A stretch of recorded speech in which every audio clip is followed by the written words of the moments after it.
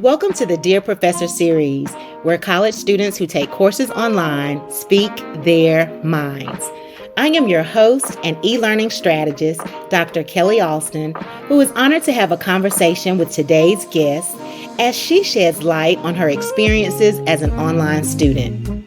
I have been teaching online since 2004 and made the tough decision to obtain my PhD through an online program. So I've been both an online instructor and an online student. As a result, I know that some wonderful things are happening with online programs, as well as some not so wonderful things going on. The purpose of this series is to help professors and students experience a more fulfilling online learning environment by allowing students to reveal their needs and pet peeves. I hope that this information will support professors in making the necessary changes or adjustments in the design and delivery of their online courses, which should ultimately enhance student success and satisfaction with distance education. So if you're interested in hearing what students have to say about their lived experiences online, please hit that subscribe button and the notification bell so that every Wednesday at 8 p.m., the latest episode will come straight to you. Also, feel free to comment about anything said and ask questions. If you're listening via a podcast platform, please be sure to follow and rate the series so that your interest and opinion of the show are made known. If you're like me, this is the time of the year when you start looking for that perfect wall calendar, desk calendar, planner, and journal in preparation for the new year. If you're teaching college students in the upcoming semester, a must-have is the Professor's Week in Review, a journal for weekly reflections on the higher ed experience. The journal provides 16 weeks of guided reflection along with a list of resources and checklists devoted to reflection on self-care, professional development, research interests, and faculty and committee meetings.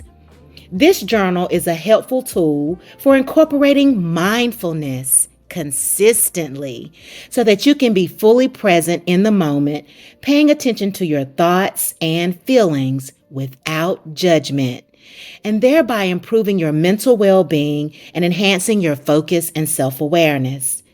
This journal is now available at Barnes & Noble, Amazon, and Vervante.com. So please head over to bit.ly/Dr. Kellie Alston to access the style of journal that you desire. Today, I'm honored to be sharing this time and space with Miss Rosamaria Varona.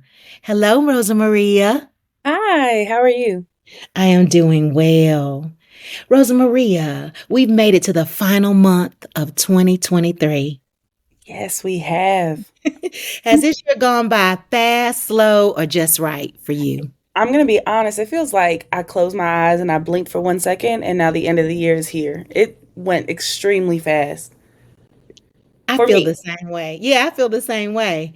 So now when you look back over the last 12 months, you might have found out that you had some bitter and some sweet, some good and some bad. Let me see what else. Some joy and some pain.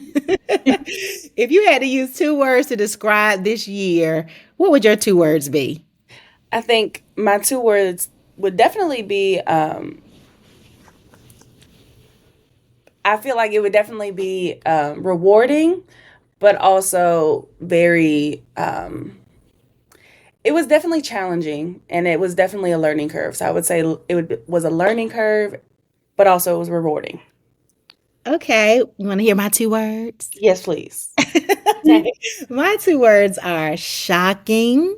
Ooh. Because some startling, distressing, and offensive things happened. Absolutely. And revelatory, because some things that were previously in secret were made known. So I would say 2023 has been shocking and revelatory. Those are great words to describe 2023, I feel like. Yes. So now tell us about yourself, Rosa Maria. So my name is Rosa Maria, obviously. I graduated top of my class in early childhood. I graduated with honors. I taught last year I taught fifth grade science, and this year I'm teaching fourth grade. Um, and I'm very passionate about like art and self expression. So I try to incorporate those things every day and even with my work. Okay, so tell us a little bit more about the art part of you. How do you express yourself through art? There's lots of different ways. I used to be very big in writing spoken word poetry. I think as I've gotten older, that love for writing has kind of dwindled a little bit just based on personal experiences with like the poetry scene and all that. So lately, especially this year, I've turned to more physical forms of art. Like I started doing pottery Okay. recently. And then also, I picked up a hobby of like, it's kind of like scrapbooking, I would say, but different in a way because it's just with like magazines and stickers and pictures and cutting things up and drawing and just kind of, it's kind of like a hodgepodge of just art on like a canvas that I've been working on lately. Oh, I this don't, sounds so interesting. yeah, I don't have a word for it, but I'm trying to decide what hobbies I'm going to pick up when my daughter goes to college because I have a lot of free time on my yeah. hands. Then, yeah. So you talked about being a fifth grade science teacher. So, but you majored in early childhood. So how did that come to be? It came to be well, I was student teaching and I was student teaching in a kindergarten classroom and I think about midway through my student teaching semester, I was in the classroom that I was, student teaching in. How many times I'm going to say that? But the principal had called the classroom teacher and had asked to talk to me. And I was scared at first because I thought that, I was going to be in trouble because the principal was calling me. But she had asked me, she had said that there was a fifth grade science position that opened up at that school and that was going to open up within the next month. And she was asking me if I was interested in it. And I was definitely nervous at first, and she told me to take the weekend to think about it because, the bulk of my experience and my education is not in, K5. It was in, BK. So, Right. but I decided to take the leap, and the principal and all the admin were willing to work with me, even though I didn't have, that K5 certification or K6 certification. And, the rest was history. So since you're an artsy person, how did teaching science feel for you?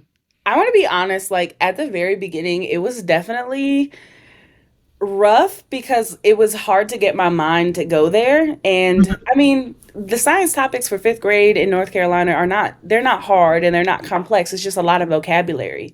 But I Okay. grew up in Minnesota. So, like, the stuff that they're learning down here now in the year 2023 or 2022 at the time, well, 22, 23, it is completely different than when I learned science and what I learned. So it felt like I had to teach myself, reteach these topics to myself. So it was definitely very overwhelming. But as, the semester went on, I was able to kind of definitely put my own spin on things and find ways to incorporate creativity in some ways for like my students because Right. yeah, I had a large population of students who were artistic, Mm-hmm. and the key here is like the vocabulary words. So I would have them like make little vocabulary cards where they drew pictures representing the vocab words and so it ended up being an extremely rewarding experience and actually something I really enjoyed teaching. Um, but I didn't think it was going to be. So So which do you prefer, the little babies or the older children? I don't know because it really does feel like it really does feel like a situation where the grass is always greener on the other side. Like Right. because I remember being in like I remember student teaching in kindergarten and just Uh-huh. and prior to student teaching in kindergarten, I was a preschool teacher for like 4 or 5 years. And so like when I was in kindergarten, I had like a bunch of mixed feelings about like, is this where I want to be? Do I like agree with how kindergartners are being taught in the public education system? Blah blah blah blah blah. And then just some overwhelming feelings about like early literacy and teaching kids how to read and like Mhm. just like the I guess the implications of all that. And then when I got to 5th grade, like, I realized that I actually did really enjoy the older kids because you're able to be kind of more of yourself with them. And, like, I'm able to be sarcastic or I'm able to make jokes about, like, certain things that are happening on in, like, the world or on TikTok and stuff, and they would get it. Mm-hmm. But definitely having to deal with the attitude was, like, a whole different, like, Right, right. oh god, like, these 5th graders have some mouths on them, like, it was crazy. Like, I was like, "Oh, hold on." Like, Yeah, and then they're almost as tall as you, if not taller, some of yes, them. Yeah. yes, absolutely. So it's weird because like now I teach older kids, but sometimes I'll see like the kindergartners. Well, they're in 1st grade now, but the students that I student taught, and like they'll give me a hug, and I'll be like, oh, I miss them. But then like I might work with them for a little bit. Like over the summer, I worked with preschoolers for just a summer job, and I was kind of like, oh, yeah, Isn't it interesting? Because it's kind of and hard. I think it's great because we all have our calling in terms of the age groups. Like I remember one of my uncles, he drove the bus for middle school, and he was like, the middle school students are worse than the high school kids, you Yeah. know. And so you always hear that you have to really be called for middle school. So I think it's great that you had the opportunity to do both, and now you can kind of decide because you'll have to get licensure right in the K-6. Yeah, if I stay in teaching and especially teaching, fourth, fifth, then I'll have to Right, eventually get licensure. Right now, right. I think it's a provisional, so Yeah, I think that's pretty good. exactly. I think it's good for 5 years. But yeah, I'll have to make that decision and do the testing and all that stuff. Yeah. Well, we wish you the best in your decision. And I'm not going to let you go without giving you a round of applause for being at the top of your class, Thank right? And being you. honored. Did you get a special award or something? Rosamaria, little birdie told me. I think that you were. Didn't they? I think so. I don't really remember what it was because I wasn't. 'Cause I Oh was my goodness. yeah, Like, like were 'cause, you they just, have all those stuff is all online, so, like, right, I think I missed the email, and I missed, like, the little award ceremony or something, but I think it was, like, right. the top of my senior class or, like, something like that, and then I did Yeah. graduate, cum laude. I think I said that right, right? Cum laude? So Summa cum laude? oh, just kidding, yeah. That's okay. That's okay. Yeah. Yeah. So, yeah, that is just so wonderful. Now, tell us about your general experience with taking online courses. Um, so okay, so I originally was not gonna go to college online. I was going to get my degree at UNCG, and it was actually going to be in just elementary education in general. And then some life experiences happened, and then I ended up quitting UNCG after my first semester. And I had kind of, talked to my parents, and my mom was very supportive, and I kind of made the decision, to get my associates first in early childhood because to me, for whatever reason, I thought that like you know, being able to be closer to the field of education would be, better for me because I was tired of like the jobs I was working. And I definitely had a need to work, to make money. So I thought that online education would be the best route for me. Um, I would say, generally speaking, just to kind of sum it up, my experiences with getting my associates online and then my bachelor's online, it was kind of lackluster. For Hmm. lack of a better word, like, I mean, I don't really know how to explain it too in depth, but I just, there could have been a lot more, a lot more could have been offered and it wasn't. And I feel like that kind of dimmed the online college experience for me a little bit. Um, Oh, okay. So, do you regret doing online and wish that you had done face to face and continued at UNCG? I don't regret that I did online because I know Okay. that it was something I needed to do in order to Hmm. make sure that I had money to pay bills and help my family and all that stuff. So I don't think that I could have done it any differently. I do maybe wish that, this I picked a better online program to attend, one that didn't make me feel like a lot of the work that I did was busy work, you know what I mean? Uh, Yes. so I don't regret it. Sometimes I do wish that I did have that in-person experience, but I know that overall, like, it's what needed to happen and what I needed to do for myself.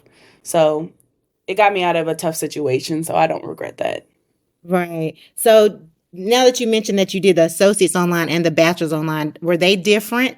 I mean, if you were to compare those two programs, were they similar? How would you what would you say about those? Hmm, I would say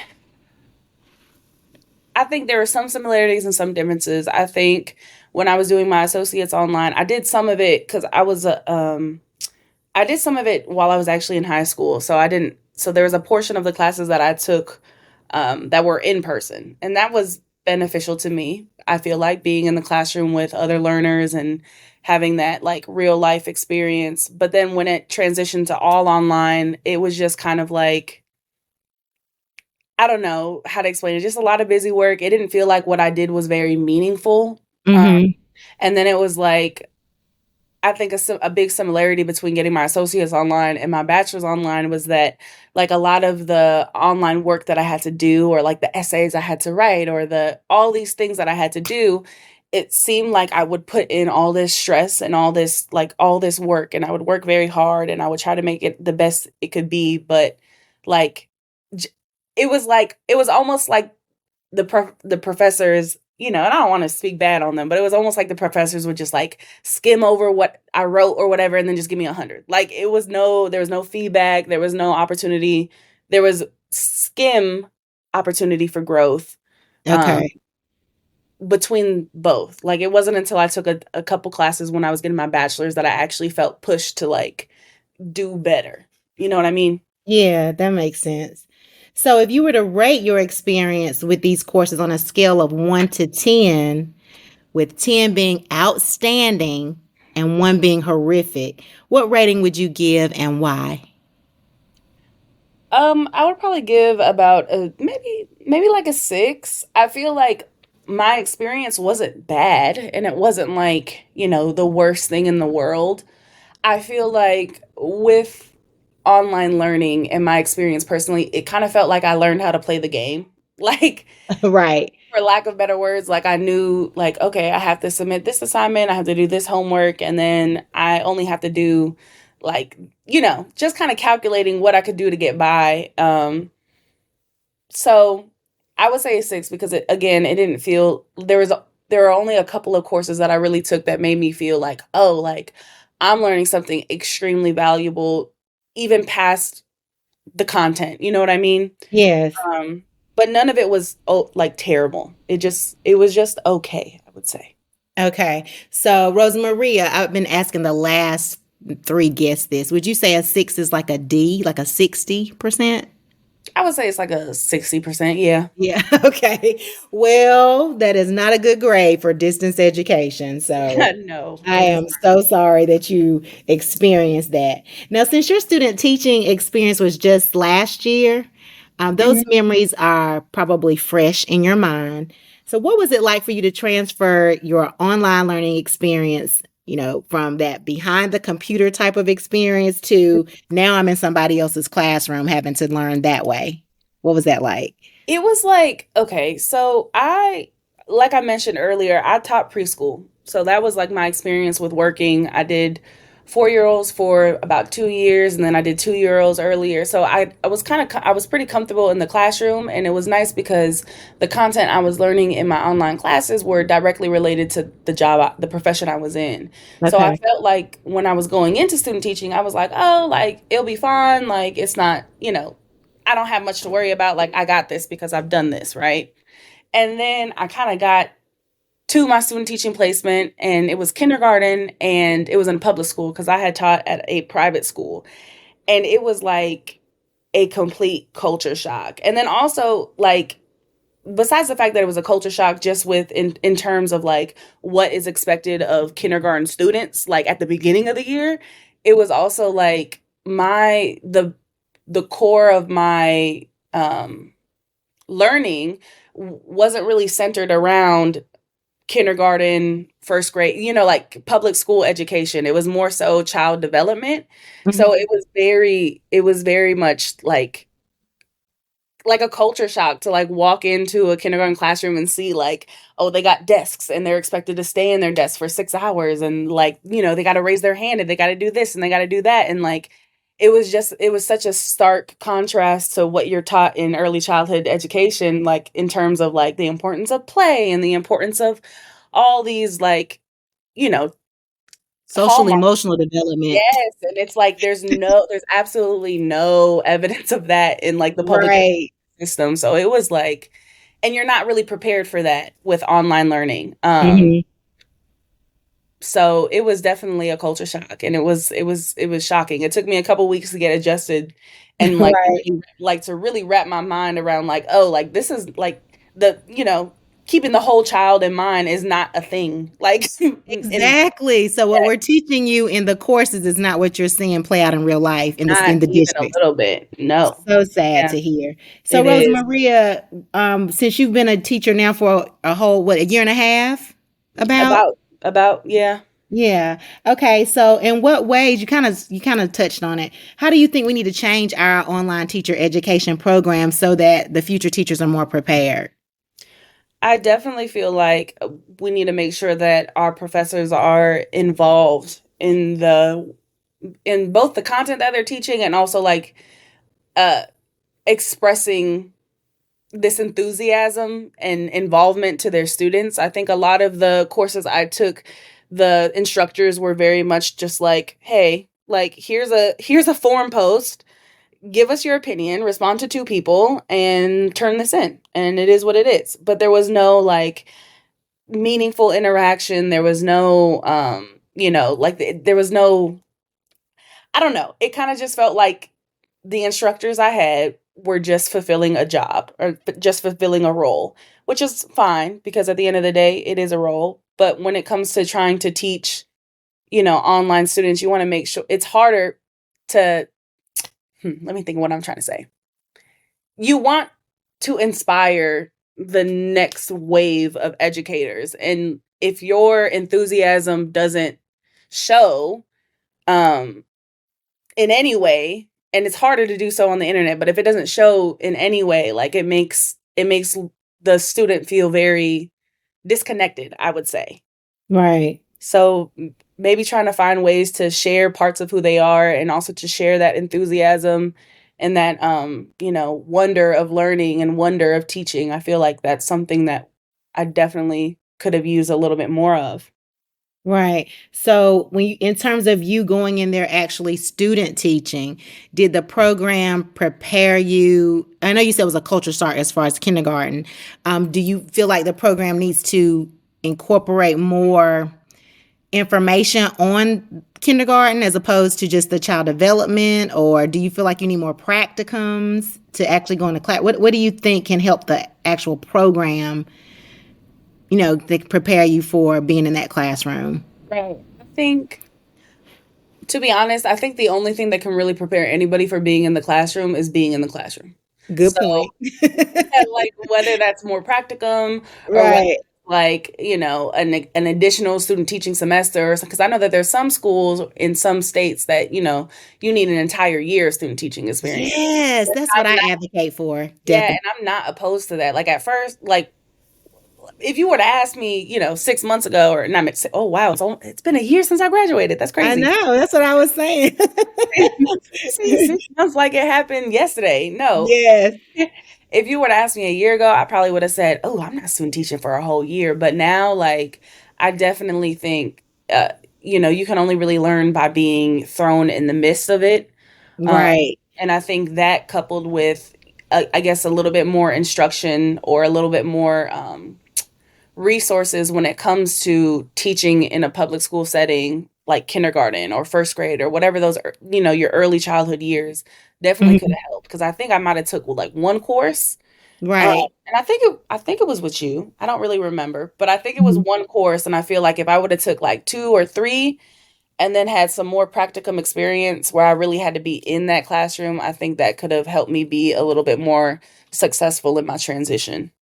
Yes, because way back in the 90s, When I was graduating as an undergrad, I had a friend of mine. She student taught at this school. They did like a pilot program for a whole year, and they actually paid them.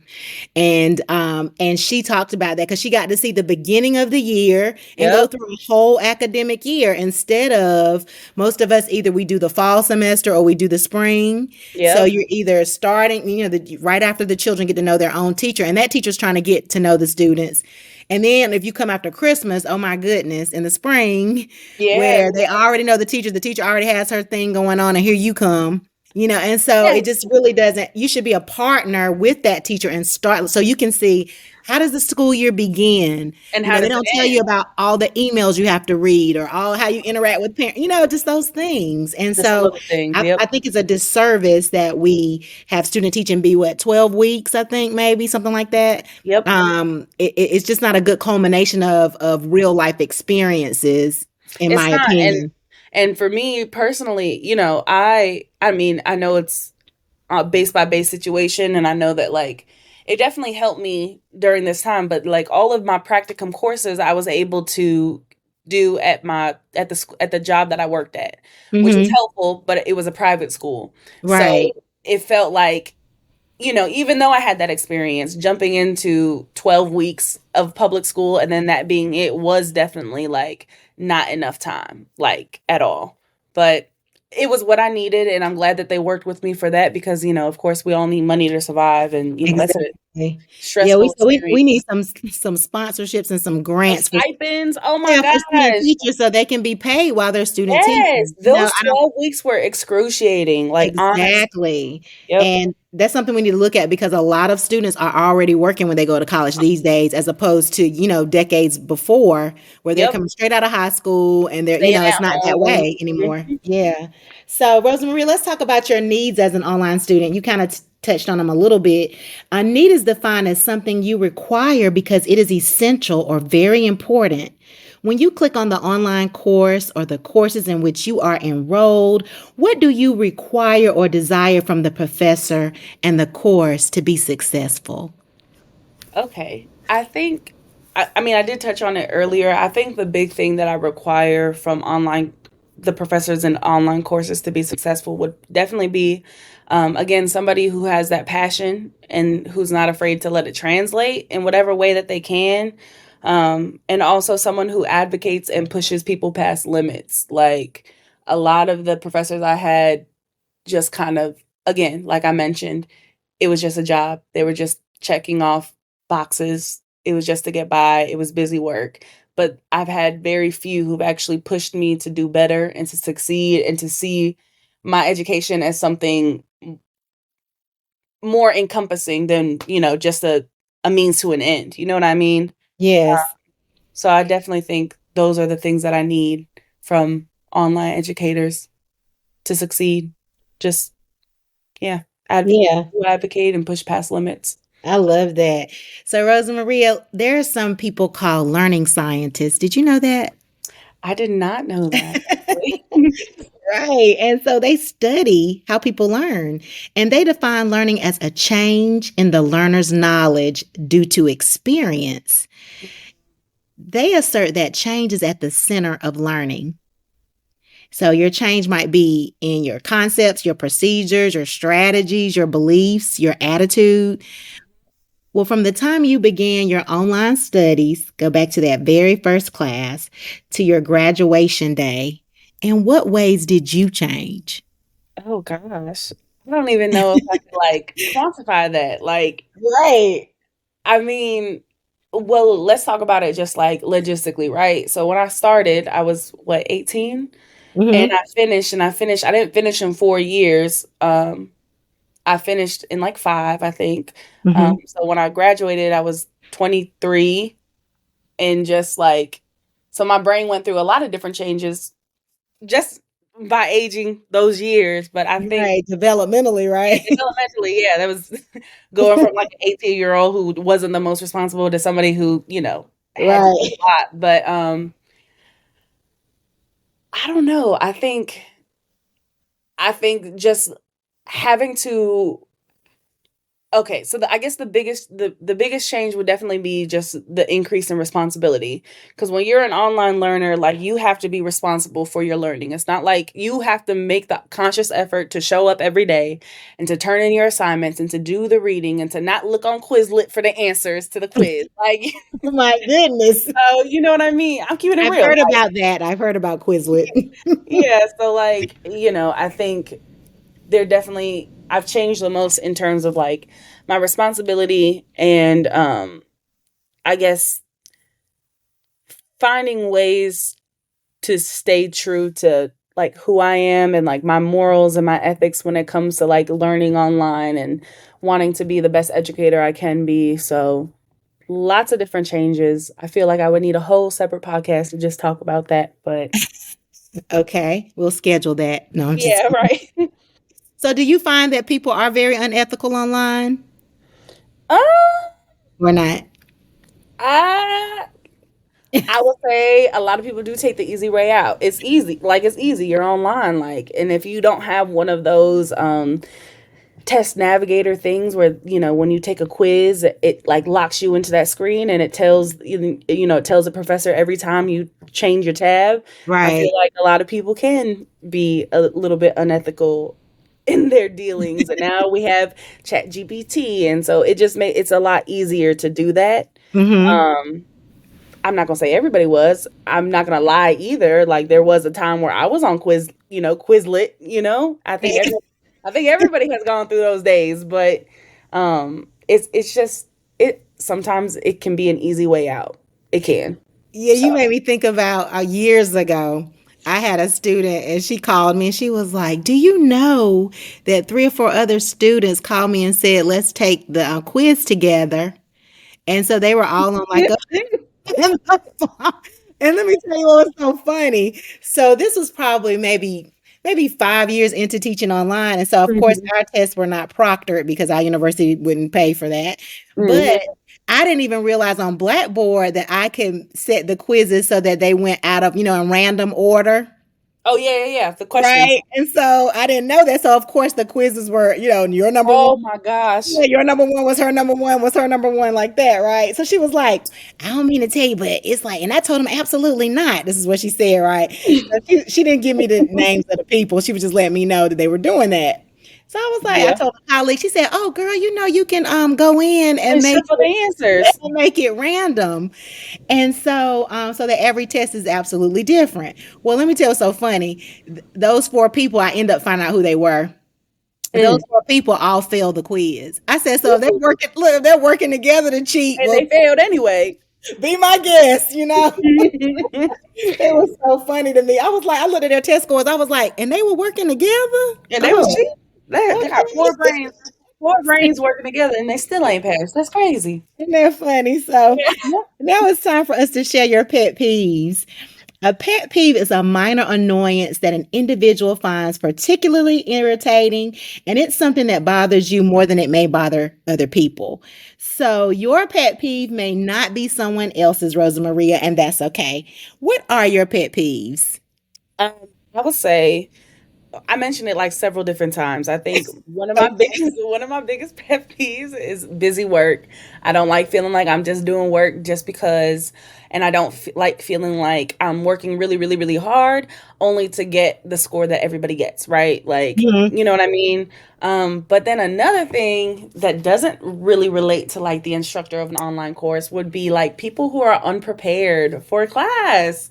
Like you Yeah. would think that it wouldn't happen as much with online learning, but no, it does. And like I think it was your courses that I took where I really had to work with other students online and Mhm. oh my goodness, that was just really it was a learning curve because there's a lot of people that are unprepared and that was definitely one of my biggest pet peeves I found out. So, what do you think contributes to that? I've heard some other people say. Why do you think they come unprepared? 'Cause well, I mean, well, okay, so okay, let me take my critical hat off and see people as people. I mean, especially when you're taking online courses, usually you have a lot of different other responsibilities to juggle.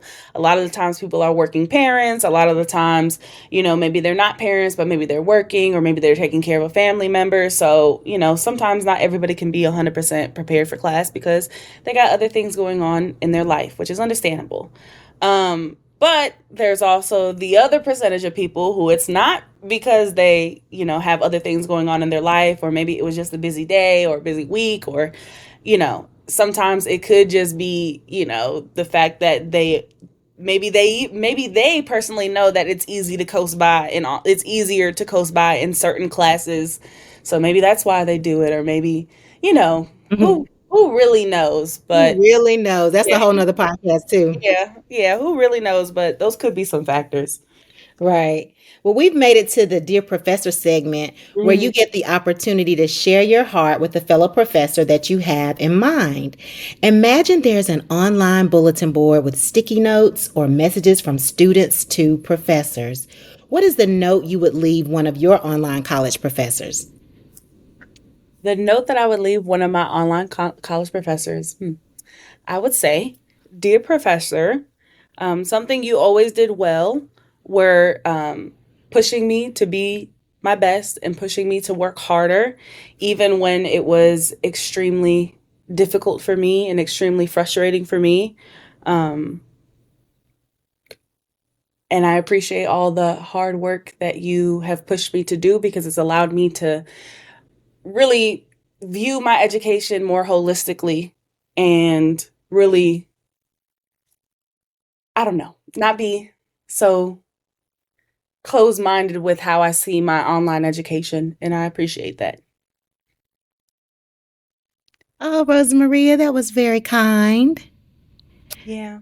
I think I think it's wonderful that somebody inspired you in that way. So, are you doing that for your students as well?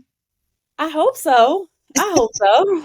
you know, I, I think so. I think I have a lot of students who, um, are very sweet and very kind, and they definitely share their love for me, and I appreciate it. It definitely warms my heart. So I just hope that I continue to do that, consistently.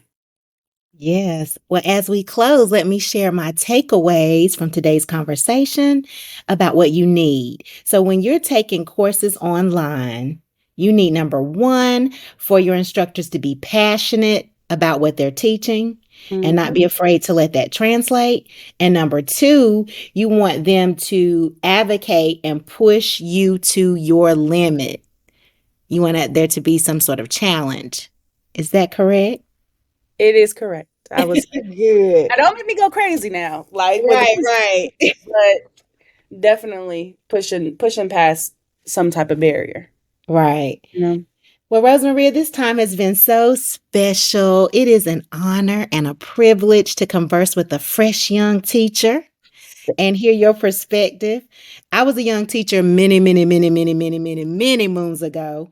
And I remember the challenges as well as the rewards, but that was a totally different time. So I truly admire young adults who leap into this profession that is not as highly esteemed as it should be by the public or by other stakeholders.